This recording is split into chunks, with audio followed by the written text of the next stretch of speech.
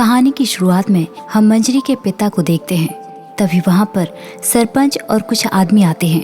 उसने बताया कि हम गांव के कुछ लोगों को लेकर आए हैं और उस लड़के को जिससे आपकी बेटी का नाता जोड़ा जाएगा। दरअसल इस गांव में एक रिवाज है कि यहाँ लड़का लड़की का नाता होता है और इसे एक शादी भी कह सकते हैं, लेकिन इसमें लड़के वाले लड़की वालों को पैसे देते हैं और ये शर्त होती है कि जब लड़की अपने ससुराल जाती है और उसके साथ वहाँ कोई जाति की जाती है या फिर कोई घरेलू हिंसा, तो लड़की उसी वक्त अपने ससुराल को छोड़कर अपने घर वापस आ सकती है और वो जिससे चाहे फिर से अपना नाता जोड़ सकती है। मतलब यहाँ पर तलाक वगैरह की जरूरत नहीं पड़ती। लड़की अपनी मर्जी से रिश्ता तोड़ भी सकती है और कहीं भी जोड़ भी सकती है। सरपंच के साथ उस लड़के के घर वाले भी वहाँ पर पहुँच गए थे और जिस लड़के से मंजरी की शादी होनी है उसका नाम अजय है। अजय पास ही के गांव में रहने वाला है। सरपंच होने के नाते उसने मंजरी और अजय को इस प्रथा के नियम बताए। इस प्रथा के तहत आज से दोनों पति पत्नी हुए। मंजरी अपनी खुशी से पूरी मर्जी से अजय के साथ रहेगी और जब उसका मन करेगा वो उसे छोड़ सकती है और उसे छोड़कर वो वापस अपने घर आ सकती है और किसी से भी अपना नाता जोड़ सकती है। और उस वक्त अजय पर मंजरी का कोई भी दबाव डालने का हक नहीं होगा। ये रिवाज इस गांव में इसलिए बनाए गए ताकि किसी भी लड़की के साथ ससुराल में गलत सलूक ना हो। और फिर इस नाते के अजय के पिता ने सरपंच को 1.5 लाख रुपए पकड़ाए। सरपंच ने कहा कि पंचायत का कमीशन काट के बाकी के पैसे मंजरी के पिता को दे दो। और फिर मंजरी के पिता ने अपनी बेटी का हाथ अजय के हाथ में दे दिया और आज से नाता प्रथा के तहत अजय और मंजरी पति पत्नी हुए। उसके पिता ने समझाया कि आज से अपने पति और ससुर का अच्छी तरह से ध्यान रखना। और फिर मंजरी विदा होकर अपने पति अजय के साथ ससुराल चली जाती है। जब सब लोग चले गए तो सरपंच मंजरी के पिता से कहने लगा कि मेरा कमीशन कहाँ है? जो पैसे तुमने दिए वो तो पंचायत का कमीशन था। लेकिन मंजरी का पिता और पैसे देने से इनकार करने लगा। इस पर सरपंच ने कहा कि देखो जय सिंह, आगे भी तुम्हें मेरी बहुत जरूरत पड़ेगी। यदि लाखों कमाने हैं तो मेरा कहा तो मानना ही होगा। और सरपंच के इतना कहते ही जय सिंह ने उसे पैसे दे दिए। दरअसल मंजरी का पिता पैसों का इतना लालची है कि वो पैसों के लिए कुछ भी कर सकता है। जब से उसके हाथ में पैसे आए हैं वो अपनी पत्नी की भी बातों पर ध्यान नहीं देता। वो उन्हीं नोटों को बार बार गिनकर खुश हो रहा है। दूसरी तरफ हम मंजरी को उसके ससुराल में देखते हैं। अजय को मंजरी बहुत पसंद है। उन दोनों ने साथ जीने मरने की कस्में खाई। उसके ससुराल में सिर्फ अजय और उसका पिता ही है। अगले दिन जब उसने नाश्ता बनाया तो उसके ससुर ने उसकी बहुत तारीफ की। मंजरी को ये घर ससुराल जैसा बिल्कुल नहीं लग रहा था। उसे यहाँ बहुत अपनापन लग रहा था, जहाँ अजय भी उसे पूरी इज्जत देता था और उसे बेहद प्यार करता था। वहीं उसके ससुर भी उसे बेटी की तरह मानते थे। कुछ दिन यूं ही बीत गए और फिर हम देखते हैं कि एक दिन अजय बहुत उदास था। मंजरी ने उससे पूछा कि आज आपने खाना क्यों नहीं खाया और बाबूजी ने भी सुबह से कुछ भी नहीं खाया। तब अजय ने बताया कि आज वो मनहूस दिन है जब हमारी माँ हम दोनों को छोड़कर चली गई और अगले ही दिन उन्होंने किसी और से नाता जोड़ लिया। इस बात को 10 साल हो गए, लेकिन वो जख्म अभी भी हरा है। घर में पैसों की तंगी थी, इसलिए माँ ने मुझे और बाबूजी को छोड़ दिया और जाकर किसी पैसे वाले से नाता जोड़ लिया। और अजय के मन में ये भी डर है कि कहीं मंजरी भी उसकी माँ की तरह न करे, कहीं वो भी उसे छोड़कर चली न जाए। लेकिन मंजरी ने उसे यकीन दिलाया और उससे वादा किया कि वो कभी भी उसे छोड़कर नहीं जाएगी। वहीं दूसरी तरफ हम मंजरी के पिता जय सिंह को देखते हैं। आज फिर से सरपंच उसके घर पहुंचा है। वो किसी आदमी के बारे में बात कर रहा है कि उसने 3 लाख देने को कहा है, लेकिन तू 5 लाख से 1 रुपए भी कम मत करना। जय सिंह ने कहा कि वो आदमी 5 लाख देगा क्या मुझे? इस पर सरपंच ने जवाब दिया कि क्यों नहीं देगा। जब से उसने तेरी छोरी को देखा है उसका दीवाना हो गया है और अब तू उससे जितने रुपयों की मांग करेगा वो उतने देगा। कुछ देर के बाद उन दोनों के पास सुधीर नाम का आदमी आता है और यही आदमी मंजरी से नाता जोड़ना चाहता है और उसके बदले में वो 3 लाख रुपए देने को तैयार है। इस पर जय सिंह कहने लगा कि मैं ऐसा नहीं कर सकता। यदि मैं अपनी बेटी का नाता अजय से तोड़वाऊंगा तो वो भी मुआवजा मांगेगा और फिर पंचायत का कमीशन भी बन जाएगा। इसमें कोई फायदा तो है नहीं। सुधीर उनकी बातें समझ चुका था। उसने पूछा, तो कितना चाहिए आपको? और उनकी मांग के मुताबिक सुधीर 5 लाख रुपए देने को तैयार हो गया। लेकिन इसमें उसकी एक शर्त है कि यदि उसका नाता कभी मंजरी से टूटता है किसी भी वजह से, तो उसे मुआवजे के 7 लाख रुपए चाहिए। और ये सारी बातें करके जयसिंह अपनी बेटी का नाता सुधीर के साथ जोड़ने के लिए तैयार हो जाता है।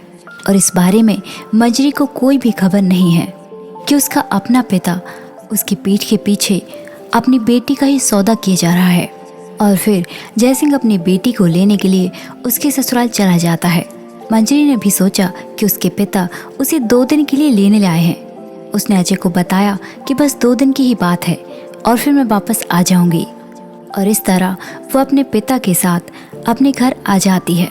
कुछ देर के बाद सुधीर भी वहाँ पहुँच जाता है। वो सुधीर को पहले से जानती है, लेकिन आज वो कुछ अजीब ही हरकतें कर रहा था। वो बेवजह उसकी तारीफें करने लगा और उसने मंजरी के पिता से कहा कि काका कल ही पंचायत बुलवा लो। मंजरी को कुछ भी समझ नहीं आ रहा था और जयसिंह सुधीर को लेकर बाहर चला गया। कुछ देर के बाद सुधीर वहाँ से चला गया और फिर मंजरी ने अपने पिता से पंचायत के बारे में पूछा कि आखिर सुधीर किस पंचायत के बारे में बात कर रहा था। तब उसके पिता ने बताया कि मैंने तुम्हारा नाता सुधीर से तय कर दिया है। और ये बात सुनकर मंजरी के पैरों तले जमीन न रही। वो अपने ससुराल में अपने पति के साथ बेहद खुश है और बिना किसी वजह के आखिर ऐसा क्यों? और मंजरी ने गुस्से से वहाँ से अभी जाने की बात की। तब उसके पिता ने कहा, आखिर तो एक बार पूछ तो ले कि ऐसा हमने क्यों किया। तब उसने बताया कि तेरी माँ के पेट में हमेशा दर्द रहता है और मैं इसका चेकअप कराने के लिए शहर लेकर गया था। डॉक्टर ने बताया कि इसे कैंसर है, यदि ऑपरेशन नहीं कराया तो ये मर जाएगी। ऑपरेशन के उन्होंने 10 लाख रुपए मांगे हैं और अब मैं 10 लाख रुपए कहाँ से लाऊंगा? और यदि तुझे अब भी अजय के साथ रहना है तो तू जा सकती है। तेरी माँ मरती है तो इसे मरने दे। और मंजरी भी इस बात से इमोशनल हो गई, लेकिन उसने फिर भी कहा कि मैं ये नाता नहीं करूँगी।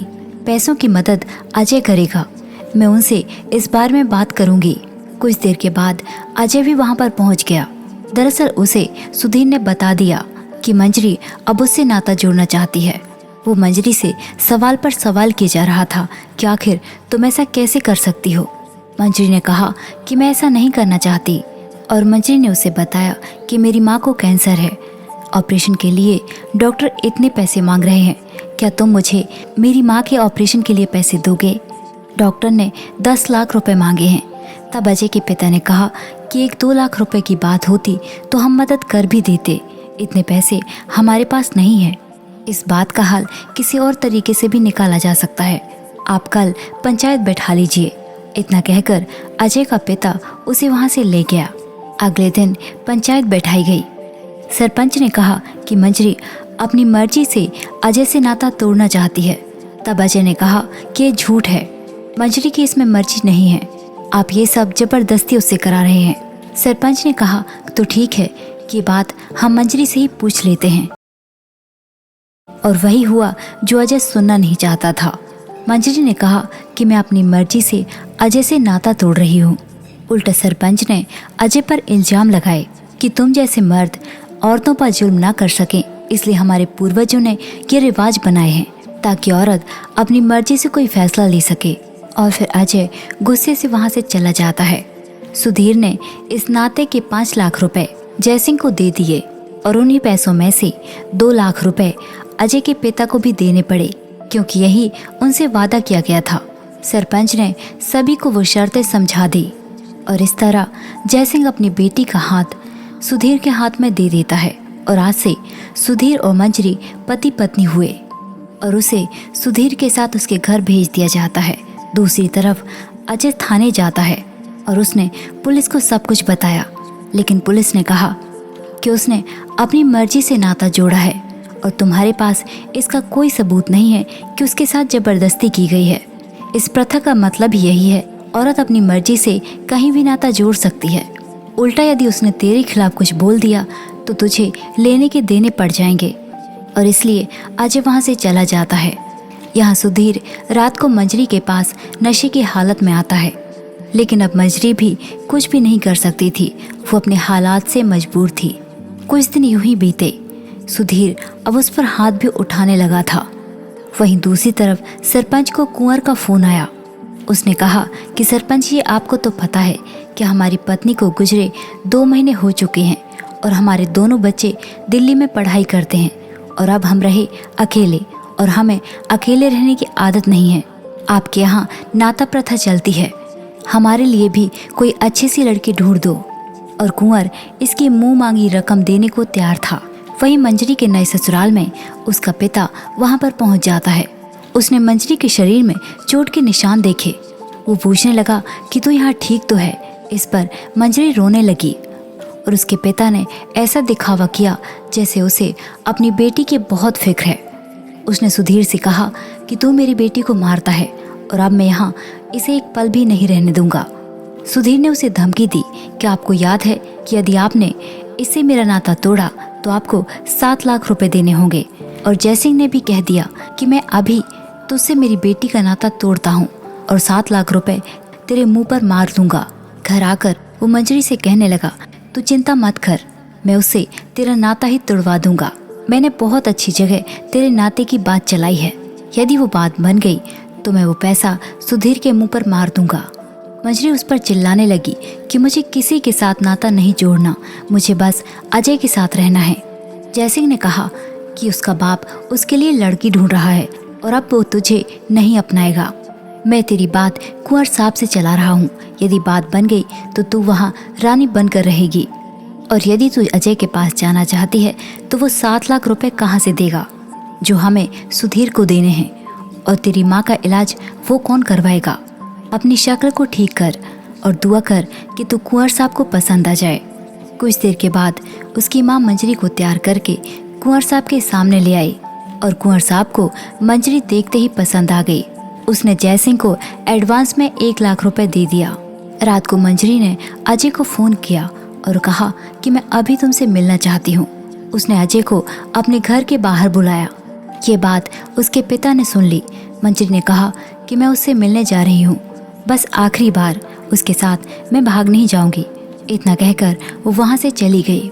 उसके जाते ही सरपंच उसके घर पहुँचा और उसने जयसिंह से कहा कि सुधीर ने पैसों की आफत मचा कर रखी है, हमें कल ही पंचायत बुलवानी होगी।